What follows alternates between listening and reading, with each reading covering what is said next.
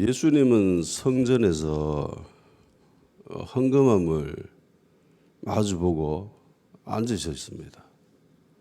헌금함을 마주보고 앉으셔가지고 관찰했죠. 무리가 어떻게 헌금하는가 굉장히 주의 깊게 유심히 관찰하고 계셨습니다. 단순히 쓱 한번 보는 게 아니라 내가 한번 봤지라는 게 아니라 관찰하셨다는 거예요. 예. 과학적인 사고방식 관찰 있잖아요. 왜 그렇게 하셨냐면은 사람들이 헌금을 어떻게 하는지 그걸 보려고 아예 자리를 잡고 앉으셨죠. 서가 있는 게 아니라 자리를 잡고 앉아가지고 봤다라는 겁니다. 그러니까 한참 동안 그걸 봤다라는 거예요. 자들이 헌금 어떻게 하는지라고 그걸 계속 주의 깊게 보고 계셨다는 겁니다. 만일에 교회 와서 내가 헌금하면 헌금을 넣는데 그걸 누군가가 옆에서 많이 보고 있다. 기분이 어떨 것 같습니까? 거시기 하죠. 내가 밥 먹는데 내 밥 먹는 거 유심하게 관찰하고 있으면은 좀 그렇잖아요. 불편하잖아요. 교회에 와서 헌금을 하는데 어떤 사람이 내 옆에 앉아가지고 계속 그거 쳐다보고 있는 거라. 하루 종일 그거 쳐다보고 있어요. 그러면 굉장히 기분이 이상할 겁니다. 근데 예수님이 그러고 계셨다는 겁니다. 헌금함이 있으면 헌금함 맞은편에 앉아가지고 계속 그거 보고 있는 거예요. 만일에 그 모습을 누군가가 봤다면은 이상하게 생각했을 겁니다. 저 사람 뭐지? 저 사람 도대체 뭐지?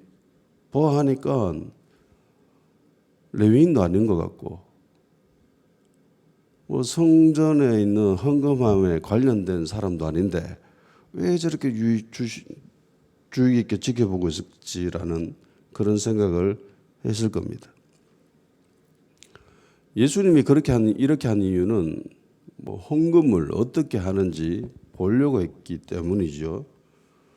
그럼 예수님은 왜 사람들이 헌금하는 것을 보려고 했을까요?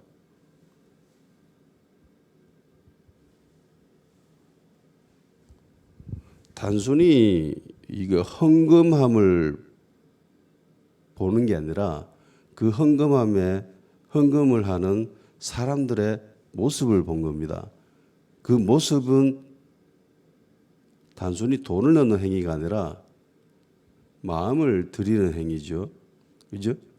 그러니까 즉 그 사람들의 신앙의 모습을 보려고 했다는 겁니다. 그곳에 예수님은 재미난 것을 봤습니다. 어떤 거냐면은 부자들이 헌금을 많이 하더라는 겁니다. 여러 부자들이라고 기록하고 있죠. 부자들이 한두 명이 아니라 굉장히 많은 부자들이 와서 헌금을 했다라는 겁니다. 그리고 예수님은 또 하나를 보죠.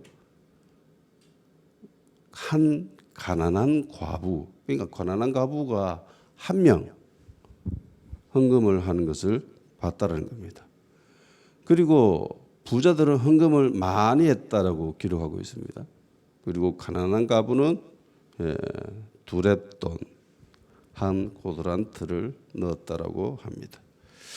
당시 예루살렘에는 헌금함이 13개가 있었습니다. 9개의 헌금함은 성전세, 희생 제물을 대신해서 드리는 헌금함이었고 나머지 4개는 성전을 수리하는데 그리고 성전을 장식하는데 꾸미는데 필요한 헌금함으로 만들어져 있었어요.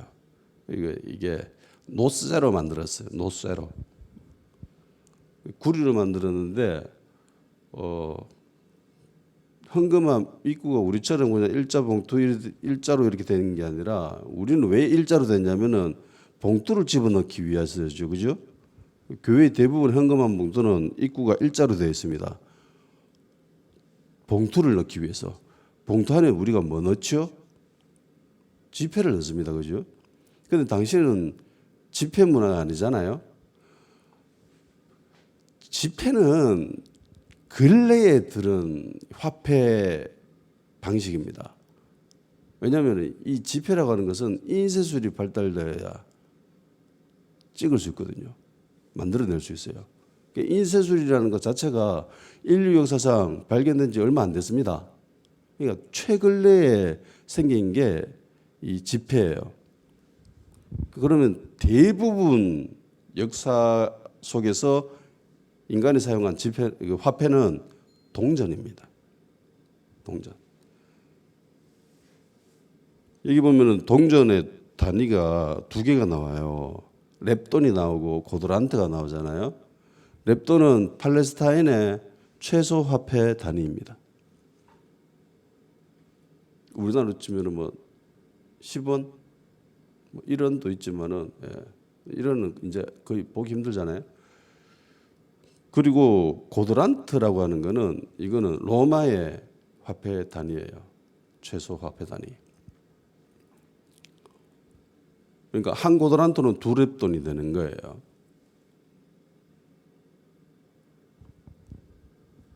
그러면 이 액수가 어느 정도 되느냐? 한 고드란트가 참새 한 마리 살 돈입니다. 참새 가격이 얼마 정도 하죠? 참새를 뭐 안 파니까 살 일이 없잖아요. 뭐 알 수가 없는데 뭐 대략 따지면 한 1,000원? 한 고드란트는 1,000원 정도 됩니다. 그러니까 이 여자는 500원짜리 동전 2개를 헌금함에 넣었다는 겁니다. 이 현금함은 노쇠로 만들어져 있는데 입구가 나팔관 모양으로 되어 있어요.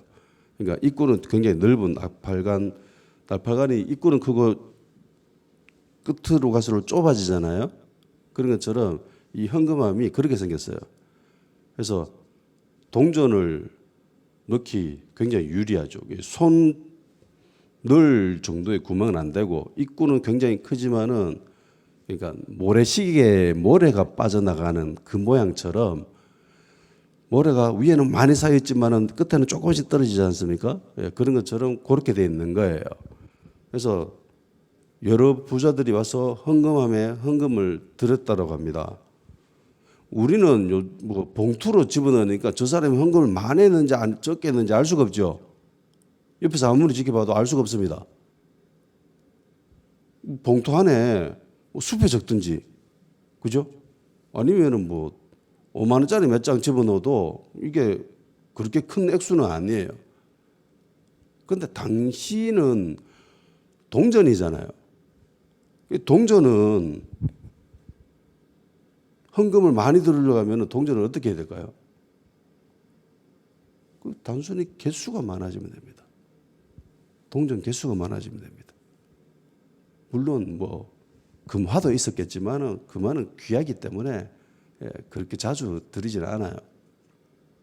동전을 많이 드립니다. 근데 당시 의도적으로 부자들은 이렇게 했어요. 예수님이 부자들이 헌금을 많이 했는지 어떻게 알았을까요? 많이 드리는 거 보고 알았죠.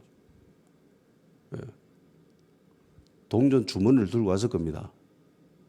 그리고 그 헌금함에 그 나팔관 모양처럼 생긴 그 입구에다가 동전을 들이불었을 겁니다.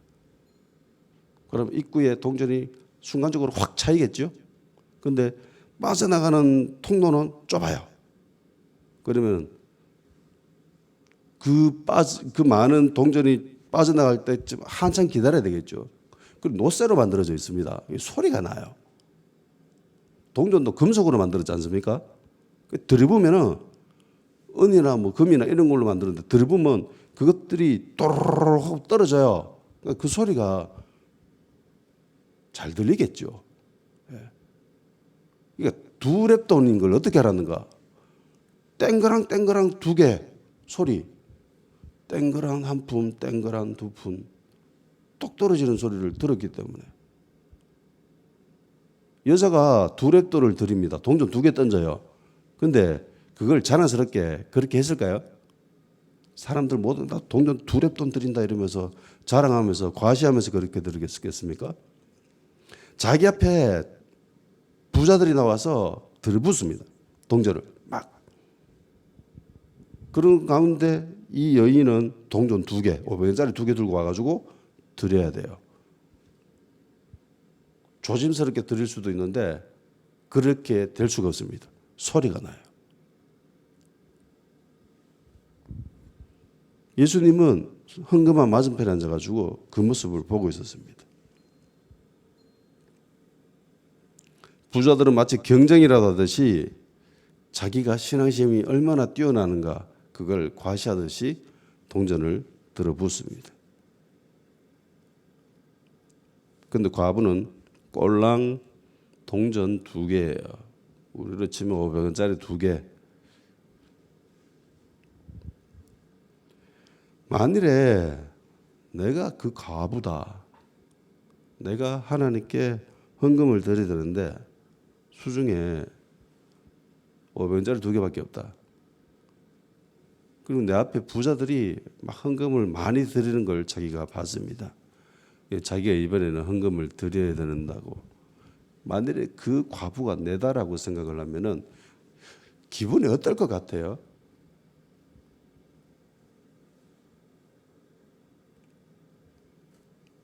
뭐 돈 1,000원 뭐 드려도 그만 안 드려도 그만 아닙니까? 그런 생각 안 들까요? 내가 안 드린다고 전혀 표가 나는 것도 아닙니다. 뭐 장부에 기록해 놓는 것도 아니잖아요. 좀 더 모아가지고 사람들 보기에 좀 그럴듯하게 돈 소리 좀 뚜루룩 이렇게 좀 떨어질 수 있도록 돈 좀 더 모아가지고 그렇게 드려야지라는 생각을 할 수도 있었잖아요. 근데 이 과부는 그러지 않았습니다. 창피하다고 충분히 생각이 들 수도 있었겠지만 이 여인은 동전 2개 하나님께 드렸습니다. 모든 생각을 떨쳐버리고 하나님께 헌금한다라는 그 생각만 가지고 동전 2개 던졌습니다. 그런데 안타까운 것은 이 동전 2개가 이 여인이 가지고 있었던 재산의 전부입니다.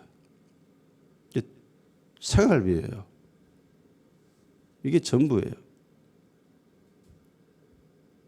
이 가지고 빵이라도 사가지고 밥 먹을 수 있는데도 불구하고 그거 포기하고 하나님께 드렸다는 겁니다. 그리고 그 모습을 본 예수님은 제자들을 부릅니다. 그리고 제자들은 이렇게 이야기하죠. 이 과부가 헌금 제일 많이 했다. 부자들은 자기가 많이 가지고 있는데 그중 일부를 남는 거 있어도 그만 없어도 되는 거 그거 드렸다. 근데 그 액수가 많아가지고 사람들은 와 대단하다. 와 저 부자 헌금 드리는 거 봐. 저 소리 나는 거 봐. 저렇게 길게 나네? 라고 사람들은 생각을 하겠지만은 내가 볼 때는 적게 드린 거다. 그리고 이 과부 꼴랑 동전 2개 딸랑딸랑 그 2개 던졌지만은 전부를 드렸다. 제일 많이 헌금했다라고 칭찬하시죠. 그러니까 예수님은 헌금 많이 한 것을 봤습니다. 헌금 많이 드리는 걸 보려고 예수님은 헌금함 맞은편에 앉고 계셨던 거예요. 단순히 이게 돈을 많이 드린다는 의미가 아니죠. 이게 마음을 드린다는 의미입니다. 어떤 이들은 이렇게 이야기할 수도 있었을 겁니다. 아니 예수님 과부가 전 재산을 가져다가 하나님께 드려버리면은 이 과부는 뭐 먹고 삽니까? 저녁은 어떻게 해요? 밥 먹고 살아야 되잖아요. 생활은 어떻게 합니까? 예수님은 과부가 불쌍하시지 않습니까? 아니 헌금하면 다시 돌려주든가 아니면 돈을 좀 더 쥐어주어야지 왜 그거를 드리는 걸 그냥 가만 보고 계십니까? 이런 생각을 할 수도 있을 거 아니에요? 만일에 이런 생각을 한다면은 그 사람은 유다가 보여준 모습과 똑같습니다. 유다가 어떤 소리를 합니까? 요한복음 12장 3절 6절에 보면 이렇게 되어 있어요. 마리아는 지극히 비싼 향유 곧 순전한 나드 한 근을 가져다가 예수의 발에 붓고 자기 머리털로 그의 발을 씻으니 향유 냄새가 집에 가득하더라. 제자 중 하나로서 예수를 잡아 줄 가룟 유다가 말하다 이 향유를 어찌하여 300데나리온에 팔아 가난한 자들에게 주지 아니하였느냐 하니 이렇게 말하면 가난한 자들을 생각함이 아니요 그는 도둑이라 돈계를 맞고 거기 넣는 것을 훔쳐 감이러라. 이게 유다의 생각이었습니다. 향유가 이게 가격이 얼마냐면은 300데나리온이라고 유다가 계산이 빠르잖아요. 유다가 저 향유는 300데나리온 정도 한다라고 이야기합니다. 1데나리온이 노동자 하루 임금입니다. 하루 일당이에요. 요즘 연봉이 어느 정도 되죠?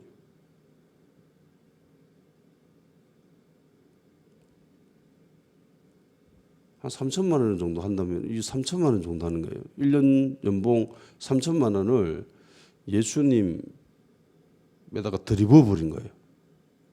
그러면 희양유는 재활용이 안 되죠. 막말로 버린 겁니다. 근데 가룟 유다는 야 그거 팔아가지고 가난한 사람들 주면 안 좋으냐라고 이야기를 하는데 실상은 마음에 도둑놈의 마음이 들어 앉아 있었다는 겁니다. 사랑하는 여러분, 하나님은 우리가 가진 그 어떤 것보다 크신 분입니다. 내 목숨보다 중요하신 분이고 그런 분을 사랑할 수 있는 것이 이게 그리스도인의 특권입니다. 예수님은 헌금에 대해서 제자들에게 말씀하고 싶었던 것이죠. 하나님을 섬기는 것과 헌금은 분리가 되는 것이 아니죠. 헌금을 한다는 것은 하나님을 섬기는 행위와 밀접한 관련이 있습니다. 요즘은 이 코로나 때문에 사람들이 교회에 나가는 일이 드물어지고 그리고 교회마다 예배 모습을 실황 혹은 녹화로 인터넷에 올립니다. 그래서 굉장히 다양한 교회의 예배 모습을 경험할 수 있게 됩니다. 그중에 요즘은 일부의 교회들은 이렇게 이야기합니다. 성도들에게 헌금할 필요 없습니다. 헌금 안 해도 됩니다. 라고 이야기하는 교회들도 있습니다. 그걸 듣고 있는 성도들은 어떤 마음이 들까요? 좋을까요? 나쁠까요? 좋겠죠. 돈 안 줘도 된다고 하니까 얼마나 좋겠습니까? 그러면 그 교회 목사는 왜 그런 소리를 했을까요? 그게 하나님의 말씀이라서? 아니면 사람들이 듣기 좋아하니까? 하나님의 말씀은 헌금을 드리지 않아도 된다고 합니까? 아니면 드려야 된다고 합니까? 드려야 된다고 하죠. 하나님은 빈손으로 나오지 말라고 합니다. 드려야 된다고 합니다. 그리고 예수님도 헌금함 맞은편 앉아가지고 사람들이 헌금을 드리는가 안 드리는가, 많이 드리는가 적게 드리는가 그거 관찰하고 계셨습니다. 그러면 하나님은 뭐 돈에 꽂히신 분인가요? 하나님이 돈이 필요해서 이런 말씀을 하셨을까요?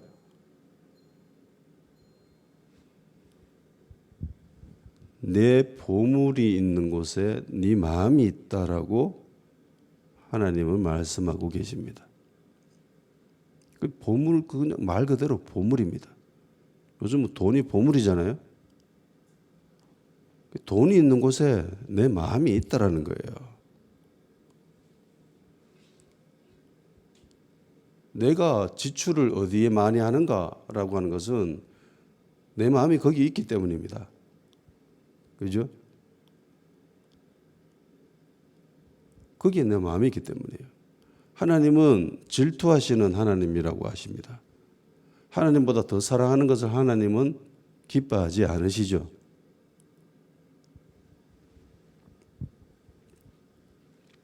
만일에 일부 교회에서 이야기하듯이 헌금을 안 드려도 된다라고 한다면은 예수님은 그 과부의 2렙돈을 돌려줘야 돼요. 그게 전부인데, 생활비 전부인데, 전 재산인데. 근데 예수님은 과부가 그렇게 자기 전 재산을 하나님께 드리는 것에 대해서 칭찬하시죠. 제자들을 향해서 일부러 가르치십니다. 제일 많이 했다. 봐라.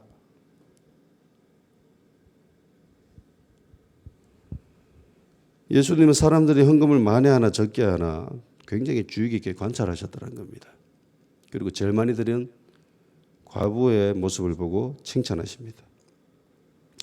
하나님을 섬긴다고 하면서 헌금을 드리지 않는다.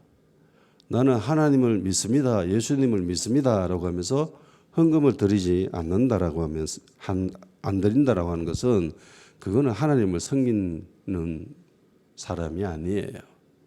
그 사람은 하나님이 아니라 돈을 섬기고 있는 사람입니다. 마태복음 6장 24절에 한 사람이 두 주인을 섬기지 못할 것이니 혹 이를 미워하고 저를 사랑하거나 혹 이를 중히 여기고 저를 경히 여김이라. 너희가 하나님과 재물을 겸하여 섬기지 못하느니라. 하나님과 돈을 겸해서 섬길 수 없다고 합니다. 하나님을 섬기는 사람은 헌금을 드릴 수 있다는 거죠. 하나님을 섬기지 않는 사람은 헌금을 드릴 수가 없습니다. 왜? 마음이 없기 때문에. 두 주인이다라고 하죠. 한 사람이 두 주인을 섬길 수 없다. 두 주인이 하나는 돈이고 하나는 하나님이라는 겁니다. 그만큼 돈은 힘이 있어요. 능력이 있습니다. 돈으로 안 되는 게 없다라고 사람들이 이야기하잖아요. 그만큼 돈이 힘이 있기 때문입니다. 사람들이 왜 그렇게 돈을 모으려고 돈을 쌓아두려고 하죠? 아니 먹고 살만한 충분한 돈이 있음에도 불구하고 돈을 더 모으려고 하죠. 오히려 가난한 사람, 없는 사람들보다 부자들이 돈을 더 모으려고 합니다. 보세요. 돈 추구하는 사람들이 대부분 부자들이에요. 재벌들입니다. 그 사람들이 돈을 더 모으려고 안달합니다. 법을 어기면서까지 다른 사람들에게 피해를 주면서까지 돈을 모으려고 합니다. 왜요? 그게 힘이 있기 때문에, 능력이, 파워가 있기 때문에. 이게 쉽지 않다라는 거예요. 감리교를 창시했던 요한 웨슬리라는 사람이 이렇게 얘기했습니다. 나는 돈주머니가 회개한 사람의, 난 돈주머니가 회개하지 않는 사람의 회개를 믿지 않는다라고 얘기했습니다. 그러니까 하나님을 믿는다라고 하면서 돈주머니, 그러니까 헌금을 제대로 하지 않는 사람이 있다면은 나는 그 사람의 그 믿음, 그 신앙 인정하지 않는다라고 이야기하는 거예요. 헌금은 하나님께 드리죠. 근데 하나님은 안 계세요. 눈에 안 보입니다. 우리 눈에 가시적으로 계시는 분이 아니에요. 하나님 어디 계시죠? 하늘 천국에 계십니다. 하나님 나라에 계세요. 하나님 나라에 우리가 드리는 헌금을 어떻게 전할 수 있죠? 못해요. 하나님 계좌번호가 있습니까? 뭐 카카오페이로 뭐 토스로 헌금할 수 있나요? 하나님 받으세요. 우리 헌금 받았는 건데 그러면 들을 수 있나요? 못하죠. 안 됩니다. 그러면 어떻게 하나님께 드릴 수 있는 거죠? 그냥 헌금 드리는 것이 하나님께 드리는 겁니다. 그러면 그 헌금은 어디에 쓰는 거죠? 하나님이 쓰십니까? 하나님께 드렸으면 하나님이 쓰셔야 되잖아요. 하나님이 쓰시나요? 그 돈을? 하나님 그 돈이 필요하시나요? 아니 이 세상에 하나님이 만드셨는데 그게 왜 필요합니까? 그죠? 그러면 그 헌금은 어디에다가 사용하는 겁니까?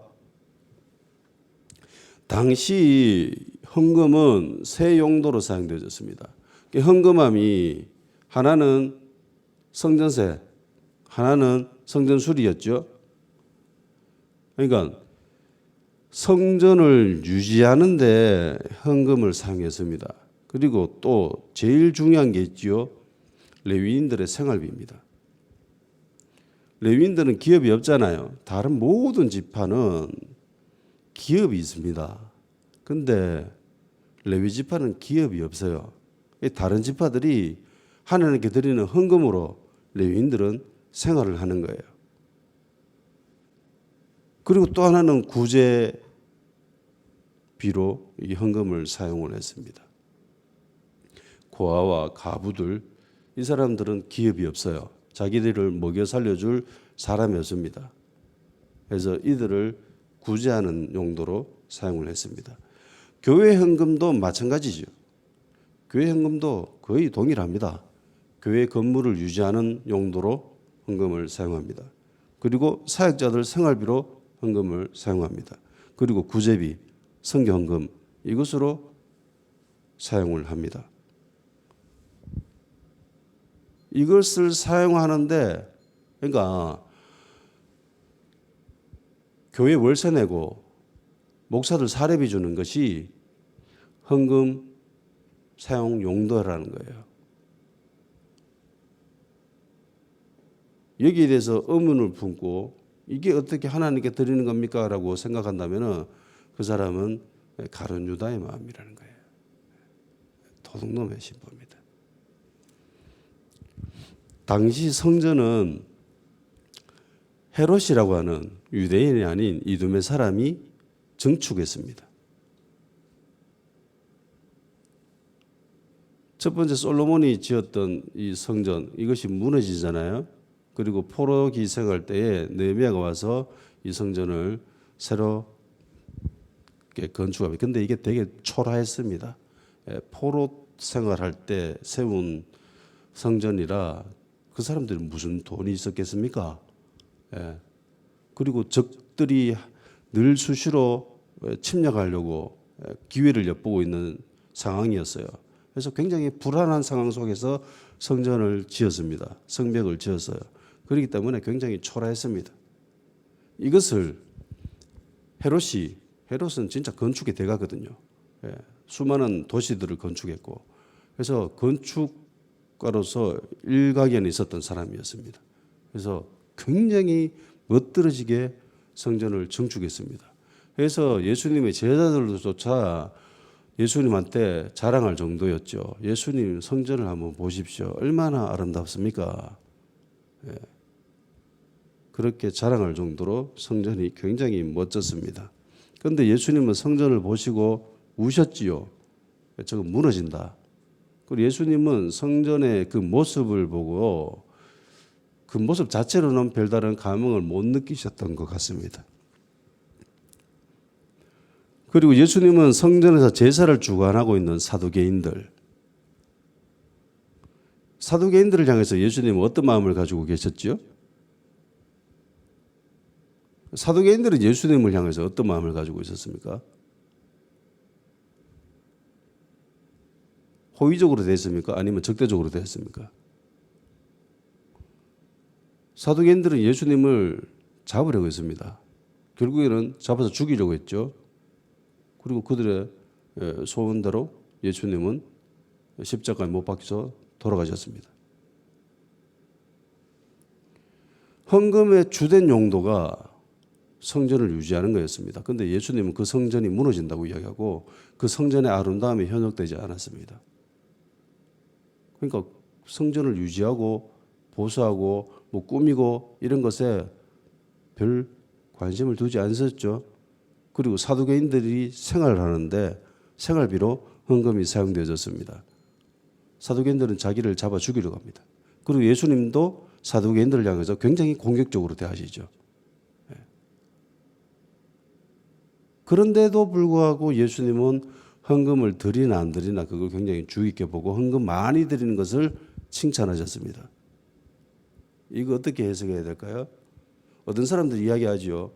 내가 드린 헌금 목사가 지 마음대로 쓴다. 교회 그렇게 크게 짓는데 그거 교회 유지하는데 그 은행 이자로 다 낸다. 내가 저런데 왜 헌금하는데? 나 헌금 못한다. 라고 생각하는 사람들도 간혹 있습니다. 그런데 예수님의 모습을 보면은 그렇게 생각해서는 안 된다는 겁니다. 사두개인들은 예수님을 잡아 죽이려고 했습니다. 그들의 생활비로 헌금이 사용되어지는 거예요. 예수님 아셨습니다. 저거 지어진 지 7일 만에 무너진다. 저거 지금 얼마 안 있어 저거 다 무너진다. 돌 하나 안 남고 다 무너진다. 그런데 그런 데다가 사람들의 헌금을 이 과부의 생활비 전부를 드린 거예요. 그 헌금이 그런 데다가 사용되어지는 거예요. 예수님은 이들을 향해서 뭐라고 합니까? 그 성전을 유지하고 성전에서 그 돌아가는 그 경제 활동으로 먹고 사는 사람들 향해서 강도의 소굴로 만들었다라고 그렇게 뭐라 하시죠? 굉장히 화를 내시면서 붕괴하시면서 다 뒤집어 부시죠. 강도의 소굴로 만들었다. 굉장히 적대적이잖아요. 공격적이고. 헌금 드리지 말라고 합니까? 강도들이 먹고 사는데 헌금 왜 드리는데 그렇게 얘기하세요? 아니죠. 헌금 많이 드리는 것을 예수님은 칭찬하십니다.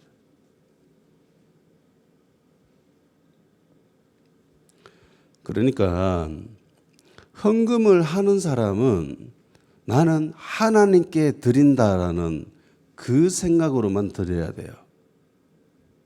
그리고 성전에서 헌금함을 맡아서 관리하고 그것을 분배하고 사용하는 그것을 맡은 사람들이 있겠지요. 동일하게 교회도 그런 역할을 하는 사람들이 있습니다. 대부분 교회에서는 당회가 그런 일을 합니다. 목사와 장로님들이 모여서 그런 일들을 하죠. 그것의 사용처는 헌금을 드리는 사람들이 그까지 생각할 필요가 없어요. 그것 생각하면은 시험됩니다. 예수님조차도 그렇게 판단하시지 않잖아요. 그러니까 나는 하나님께 드리는 것, 그리고 그 헌금 드리는 것을 어떤 용도로 어디에 쓰는가 그거는 레위인들의 몫이죠. 제사장들의 몫입니다. 그리고 그것이 적법하게 사용되어졌는가는 하나님이 물으시고 하나님이 판단하시고 하나님이 심판하실 겁니다. 과부도 헌금이 어떻게 사용되는지 알았을 겁니다. 솔직히 과부가 구제 대상 아닙니까? 그죠?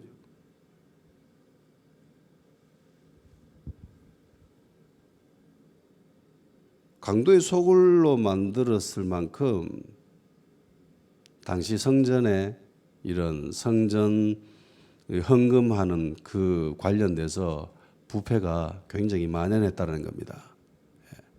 그럼에도 불구하고 예수님은 헌금 드린 것을 주의 깊게 관찰하셨고 그리고 헌금 많이 드는 과부를 칭찬하셨습니다. 과부는 도대체 어떤 마음으로 헌금을 했을까요? 생활비 전부인데. 우리는 어떤 마음으로 하나님께 드려야 됩니까? 성경에는 몇 가지 법칙을 이야기를 합니다. 첫 번째는 감사한 마음으로 드려야 된다고 합니다. 시편 50편 14절 감사로 하나님께 제사를 드리며 지존하신 이에게 네 서원을 갚으며 라고 기록되어 있습니다. 하나님께 감사하는 마음으로 드려야 된다는 겁니다. 헌금은 복 받기 위해서 드리는 게 아니에요. 복 받으려고 하는 마음으로 하나님께 헌금을 한다면 그건 마음이 잘못됐습니다. 감사하는 마음으로 드려야 된다는 겁니다. 왜냐? 감사할 일이 천지빛깔입니다. 소위 막말로. 나 감사할 게 굳이 없는데요. 아니요, 많아요. 별일이 없었잖아요. 그것만으로 감사한 겁니다. 건강하잖아요. 교회 와서 예배 드리잖아요. 그것만으로 감사하는 겁니다. 지나가다가 무슨 일이 생길지 몰라요. 어제 새벽에 보니까 저 남태평양 쪽에 폭발이 일어났습니다. 화산 폭발이 일어났어요. 그래서 지금 일본은 난립니다. 쓰나미 경보가 발령돼 가지고 수십만 사람이 지금 피난해 갔어요. 그러지 않은 것만 해도 감사하지 않습니까? 기억하잖아요. 예전 몇 년 전이죠. 그때 인도네시아 쓰나미 들이닥쳐가지고 정말 엄청나게 많은 사람들이 죽었습니다. 그렇게 되지 않은 것만 해도 감사하는 겁니다.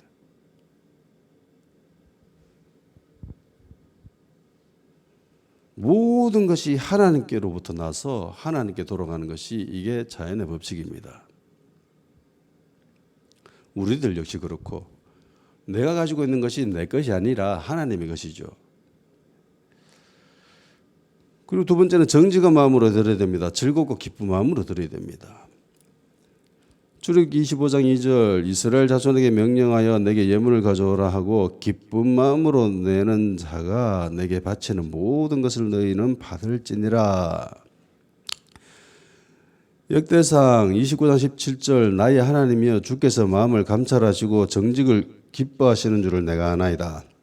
내가 정직한 마음으로 이 모든 것을 즐거이 드렸사오며 이제 내가 또 여기 있는 주의 백성이 주께 자원하며 드리는 것을 보니 심히 기쁘도소이다.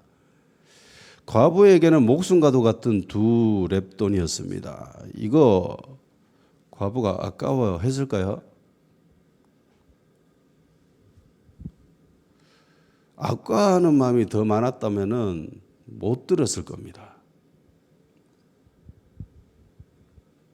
전 재산이었는데 이걸 기꺼이 드렸습니다. 헌금을 어느 정도로 드려야 되는가? 과부의 마음으로 드려야 되는 거예요. 과부의 마음이 어떻겠어요? 솔직히 아까웠겠죠. 안 그렇겠습니까? 그게 전 재산인데 이거 드리면 저녁에 물 거 없어요.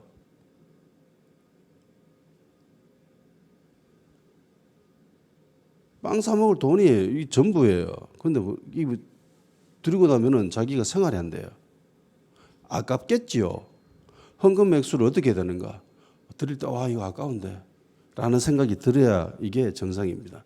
아깝지 않다라는 것은 그 진짜 믿음이 좋던가 진짜 신앙이 좋던가 아니 대부분의 사람들은요 아까워요.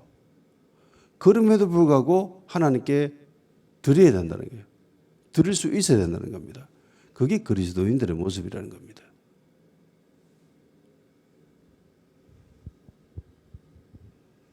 근데 반대로 아까워해가지고 이건 너무 아까운데 이만큼 드리기에는 그러면서 아까운 마음이 더 커져버리면 어떤 일이 발생하냐면은 사도행전 5장에 나오는 아나니아와 삽비라의 모습과 같이 된다는 겁니다.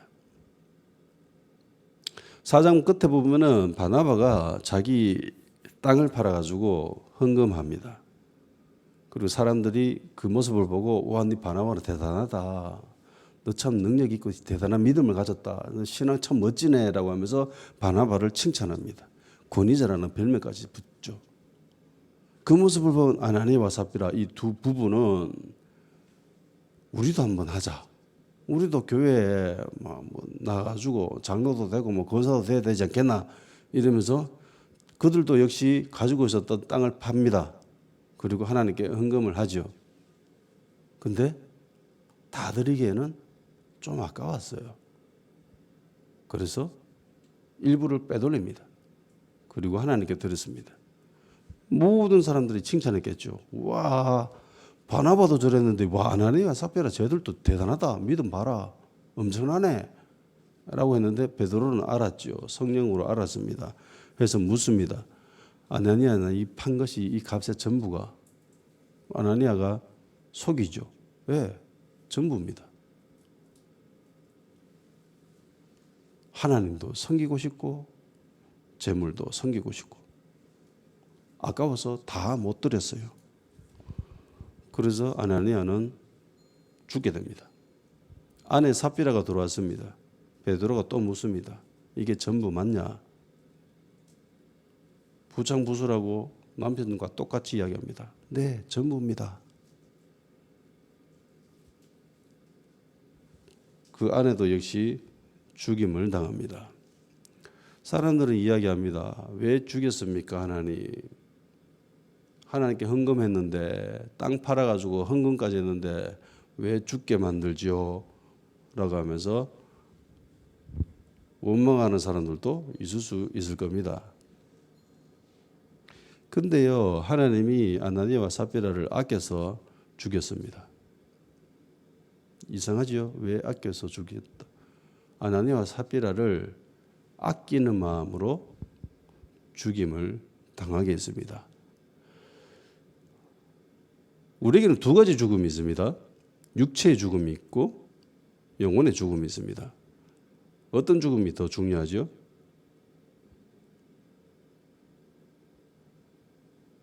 영혼의 죽음이 훨씬 중요합니다. 영혼이 죽으면은 하나님과 함께 있지 못하죠. 하나님과 함께 있지 못하는 것은 영생이 사라지는 걸 의미합니다. 아나니아 삽비라는 비록 이 땅에서 육체는 죽었지만은 그 영혼은 하나님이 거두셨습니다. 그러니까 아끼신 거죠. 만일에 그 상태로 방임을 하게 되면은요, 그 사람들이 바늘도둑이 소도둑이 된다고 한번 그렇게 맛을 보면은 그게 계속 발전하게 됩니다. 예. 죄의 습성을 알잖아요. 예.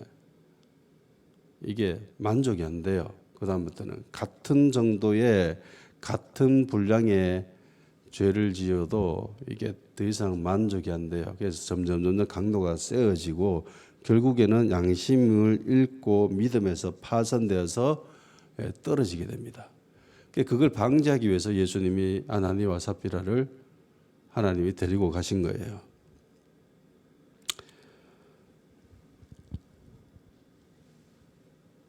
세 번째는 자원하는 마음으로 드려야 됩니다. 억지로 강제로 하는 것이 아니라 스스로 원해서 하나님께 예물을 드려야 된다는 겁니다. 출애굽기 35장 5절에 보면은 성막을 짓는데 하나님이 어떤 예물을 사용하시냐면은 자원하는 마음. 너희는 여호와께 드릴 것을 택하되 마음에 원하는 자는 누구든지 그것을 가져다가 여호와께 드릴지니 그것으로 성막을 지어라라고 얘기를 합니다. 성막을 지을 때 강제로 억지로 안타까워하고 아까워하고 뭐 이런 마음으로 헌금을 드린 사람들은 한 명도 없었습니다. 다 기쁜 마음으로 즐거운 마음으로 스스로 원해서 하나님께 드린 거예요. 그것으로 성막을 하나님이 만드셨습니다. 고린도후서 8장 3절 4절 내가 증언하노니 그들이 힘들어할 뿐 아니라 힘에 지나도록 자원하여 이 은혜와 성도 섬기는 일에 참여합니다요. 우리에게 간절히 구하니 마게도냐 성도들이 헌금하는 거 구제비를 드리는 이 부분에 바울은 그들이 자원했다라고 이야기합니다. 스스로 원해서 헌금을 했다라고 이야기합니다. 고린도서 9장 7절 각각 그 마음에 정한 대로 할 것이요 인색하마라 억지로 하지 말지니 하나님은 즐겨내는 자를 사랑하시느니라. 헌금할 때 억지로 하지 말아죠. 예. 기쁜 마음으로 즐거운 마음으로 드리라. 아까운 마음은 있지만은 그 아까운 마음을 바꿔버리라는 겁니다. 그래 하나님께 즐겁게 드리자.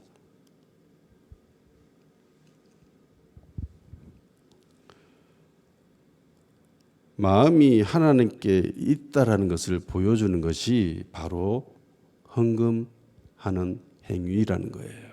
그래서 예수님이 그 모습을 주의 깊게 보셨더라는 거죠. 하나님께로 마음이 있다. 나는 하나님께로 돌아갑니다. 하나님께로 돌아간다는 것을 히브리어로 슈브라고 합니다. 구약 성경에 나오는 그 소선지서가 있고 대선지서가 있잖아요. 소선지서는 말 그대로 내용의 길이가 짧은 것이 소선지서입니다. 대선지서는 내용이 긴 거예요. 이사야, 예레미야서 이런 거는 대선지서지요. 소선지서는 이들을 제외한 대부분의 것들이 소선지서입니다. 한 권의 책이에요. 소선지서의 주제는 슈브입니다. 하나님께로 돌아가라. 말라기 3장 7절에서 12절 말씀 한번 보도록 합시다. 말라기 3장 7절에서 12절까지 다 같이 읽읍시다. 시작. 만군의 여호와가 이르노라 너희 조상들의 날로부터 너희가 나의 규례를 떠나 지키지 아니하였도다. 그런즉 내게로 돌아와라. 그리하면 나도 너희에게로 돌아가리라 하였더니 너희가 이르기를 우리가 어떻게 하여야 돌아가리까 하는도다. 사람이 어찌 하나님의 것을 도둑질하겠느냐. 그러나 너희는 나의 것을 도둑질하고도 말하기를 우리가 어떻게 주의 것을 도둑질하였나이까 하는도다. 이는 곧 11조와 봉헌물이라. 너희 곧 온 나라가 나의 것을 도둑질하였으므로 너희가 저주를 받았느니라. 만군의 여호와가 이르노라 너희의 온전한 11조를 창고에 들여 나의 집에 양식 있게 하고 그것으로 나를 시험하여 내가 하늘 문을 열고 너희에게 복을 쌓을 곳이 없도록 붙지 아니하나 보라. 만군의 여호와가 이르노라 내가 너희를 위하여 메뚜기를 금하여 너희 토지 소산을 먹어 없애지 못하게 하며 너희 발에 포도나무 열매가 기한 전에 떨어지지 않게 하리니 너희 땅이 아름다워짐으로 모든 이방인들이 너희를 복되다 하리라. 만군의 여호와의 말이니라. 아멘. 소선지서의 주제가 슈브라고 했습니다. 돌아오라. 하나님이 이스라엘 백성들에게 이렇게 얘기합니다. 돌아오라. 그런데 이스라엘 백성이 이렇게 얘기하죠. 우리가 어떻게 돌아가는데요? 하나님 말씀하십니다. 너희가 내 것을 도둑질했다. 우리가 언제 하나님 것을 도둑질했죠? 라고 또 묻습니다. 그 말씀이 하나님 말씀이 11조 헌금을 온전하게 하지 않잖아. 속이고 있잖아. 아나니아와 삽비라처럼. 그러니까 너희들은 아직 내게로 돌아온 것이 아니야 라고 이야기한 거죠. 그러니까 예수님의 모습이 꼭 이와 같다는 겁니다. 사람들이 마음이 하나님께로 있는가 없는가, 사람들이 하나님께로 돌아갔는가 안 돌아갔는가, 슈브했는가 안 했는가, 그거 보려고 하나님이 예수님이 관찰하고 계셨다는 겁니다.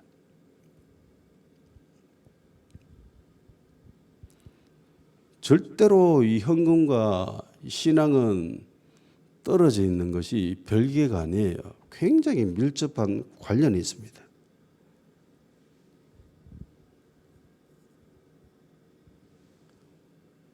두 렙돈을 드린 이 과부의 이후의 삶이 어떻게 되었는가는 우리는 알 수 없습니다. 성경이 기록하고 있지 않습니다. 그런데 충분히 유추해 볼 수는 있습니다. 하나님이 이 과부를 그냥 내뒀을까요? 생활비 없으면은, 먹을 게 없으면은 굶어 죽을 수 있겠지요. 하나님 이걸 내버려 뒀을까요? 열왕기상 17장 9절에서 13절을 보도록 합시다. 열왕기상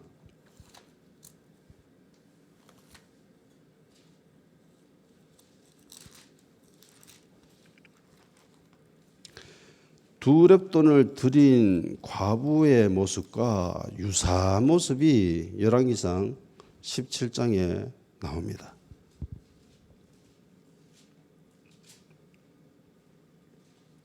17장 2절부터 읽겠습니다. 2절에서 12절까지 시작.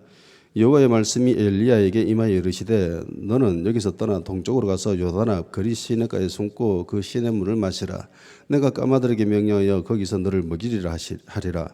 그가 여호와의 말씀과 같이 하여 곧 가서 요단 앞 거리 시내가에 머물매 까마귀들이 아침에도 떡과 고기를 저녁에도 떡과 고기를 가져왔고 그가 시냇물을 마셨으나 땅에 비가 내리지 아니하므로 얼마 후에 그 시내가 마르니라.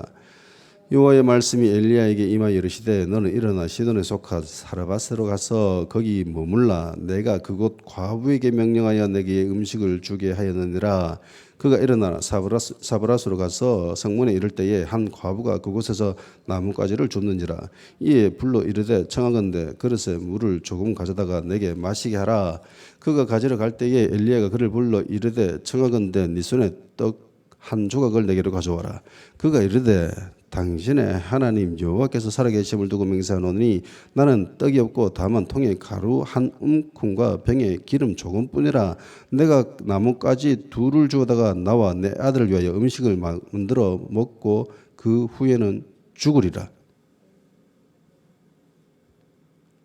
보세요. 지금 과부가 뭐라고 합니까?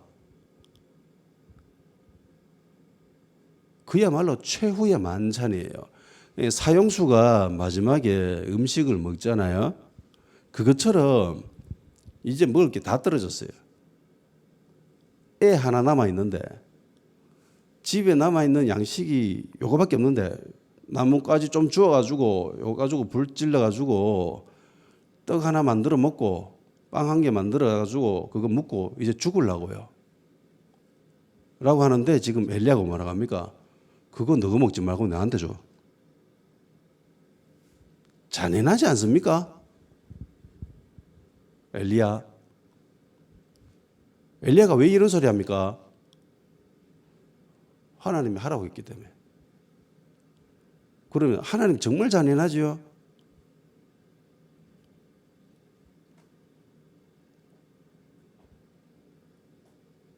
아니죠. 방법은 굉장히 잔인한데 하나님 왜 이런 말씀을 하셨죠? 복 주기 위해서. 사르밧 과부에게 복을 주기 위해서 이렇게 말씀하셨습니다. 그죠? 13절 엘리야가 그에게 이르되 두려워 말고 가서 네 말대로 하려니와 먼저 그것으로 나를 위하여 작은 떡 한 개를 만들어 내게로 가져오고 그 후에 너와 네 아들을 위하여 만들라. 뭐, 넉넉하지 않잖아요. 그런데 일단은 내한테 가서 그거 먹게 해줘. 단순히 엘리야가 아니라 이건 하나님을 의미합니다. 하나님. 그런데 이게 대단한 게 사르밧 여인은 이스라엘이 아닙니다. 이방인입니다. 이방인인데도 불구하고 하나님을 향한 믿음이 대단했음을 볼 수 있습니다. 세상의 눈으로 보면은 세상 잔인한 게 엘리야의 모습이고 하나님의 말씀입니다. 그런데 믿음의 눈으로 보면은 이것은 달라지죠. 예. 믿음의 눈으로 보면은 이것은 하나님이 복을 주기 위해서 그렇게 하신 조치입니다. 당장 내 삶 속에서 필요한 돈이고 써야 할 곳이 있습니다. 과부는 더더욱 그렇겠죠. 그런데 과부는 자기 전 재산을 헌금을 했습니다. 왜 헌금했을까요? 어떤 마음으로 했을까요? 물론 하나님을 사랑하기 때문에 했겠지요. 사랑하지 않는다면 이렇게 할 수 없습니다. 그리고 또 하나가 중요한 것이 있습니다. 하나님이 나를 책임지시겠지. 사르밧 과부가 했던 모습과 똑같이 하나님이 나를 책임져 주시겠지. 그런 마음으로 하나님께 드렸다는 겁니다. 하나님을 신뢰하지 않으면은 이렇게 할 수가 없습니다. 하나님을 절대적으로 신뢰하고 있었기 때문에 이 두 과부는 이런 행동을 할 수 있었다는 겁니다. 헌금은 나의 마음이 하나님께로 향하여 있는가, 내가 하나님을 향하여서 휴부했는가, 돌아갔는가, 그걸 보여주는 겁니다. 그렇기 때문에 헌금은 굉장히 중요합니다. 하나님께로 돌아가면 어떤 일이 벌어지는가? 회복이 되지요. 치유가 됩니다. 그리고 온전케 됩니다. 하나님이 약속하신 그 많은 축복이 온전히 자기 것이 됩니다. 말라기에도 기록하고 있듯이 하나님께 온전한 헌금을 드리는 자에게 메뚜기를 금한다고 하죠. 열매가 땅에 떨어지는 것을 금한다고 합니다. 그러니까 돈 세는 일이 없게 한다라는 거예요. 사람들이, 제가 예전에 불신자 생활을 할 때 그랬어요. 진짜 없이 살아가지고 돈을 어떻게 해가지고 진짜 힘겹게 돈을 모았습니다. 예수 안 믿을 때인데 한 방에 사라지더라고요. 한 방에. 교통사고 나가지고 그 모았던 돈이 순식간에 사라지더라고요. 진짜 몇 년을 모았는 돈인데 그게 없어져 버려요. 하나님이 이런 일을 금하신다는 겁니다. 헌금 생활을 제대로 하는 사람들에게. 그리고 복에 복을 더하여 주신다고 하죠. 아브라함의 기업을 온전하게 누릴 수 있는 그런 축복이 우리 예수 믿는 사람들에게 있습니다. 아멘. 그리스도인들은 하나님과 재물을 겸하여 섬길 수 없습니다. 헌금을 드리는 것은, 이것은 축복의 도구입니다. 하나님이 우리를 향하신 축복을 하시는 그 도구로, 그 방편으로 이 헌금 행위를 하나님이 사용하시는 겁니다. 다 같이 기도하는 시간 가지도록 합시다. 예수님이 헌금함에 돈을 헌금하는 것을 주의 깊게 관찰하셨듯이 지금도 하나님은 우리를 향해서 우리의 믿음이, 내 신앙이 바로 서 있는지 보고 계십니다. 내 마음이 어디로 향하고 있는지, 보물 있는 곳에 내 마음이 있다라고 했는데 내 마음이 어디로 가 있는 것인지 살펴볼 수 있는 시간 되게 주님 도와주시고, 그리고 결단합시다. 하나님을 신뢰할 수 있도록, 그리고 나의 인생을 온전히 맡길 수 있는 그런 담대한 신앙이 될 수 있도록 성령님 도와주시옵소서. 그래서 하나님께 돌아가서 회복되게 하시고 치유되게 하시고 온전케 되게 하시고 아브라함의 기업을 온전히 누릴 수 있는 그런 복된 그리스도인이 될 수 있도록 주님 축복하여 주시옵소서. 나와 내 가정 그리고 내가 속한 교회도 주님 축복을 부어 주시옵소서. 다 같이 기도하도록 합시다.